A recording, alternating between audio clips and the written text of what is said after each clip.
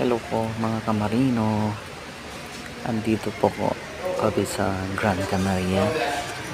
Pumunta kami dito sa aquarium. Yan. Pumasok po kami. Pagbungad pa lang para tignan mo na sa gilid lahat sila. Para kasing mahuhulog ka. Yan, parang nasa kuweba kami. Yan, may paakyat, may escalator siya. Hello guys. Yan, mga kasamahan ko yan sa loob ng barko.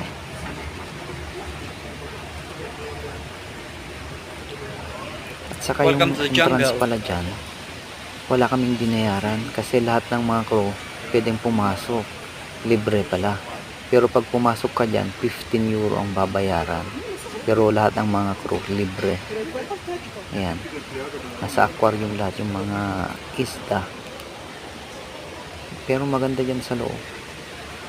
Ang daming makikita na hindi ko pa nakikita sa buong buhay ko. Na mga isda, kung ano-ano.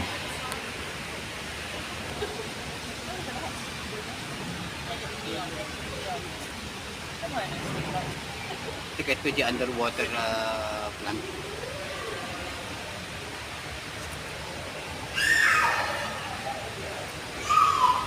Nasa loob, mga aquarium na maliliit. Yan yung mga isda na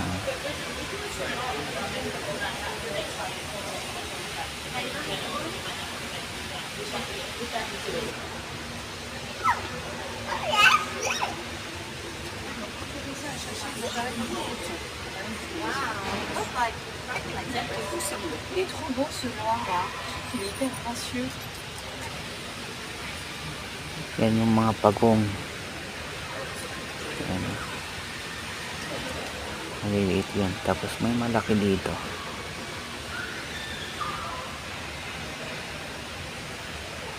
Tagal-tagal na namin biyahe tong Gran Canaria. Pero ngayon lang ako pumunta dito. Malapit lang sa Porto eh. Nilakad lang namin. Mga maybe 3 to 5 minutes ang lakad.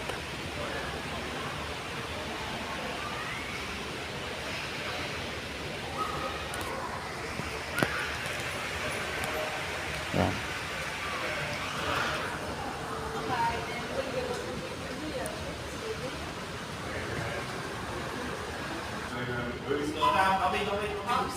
Ang lilit na isla. Hindi masyadong kita. Yan, parang may paa na isda.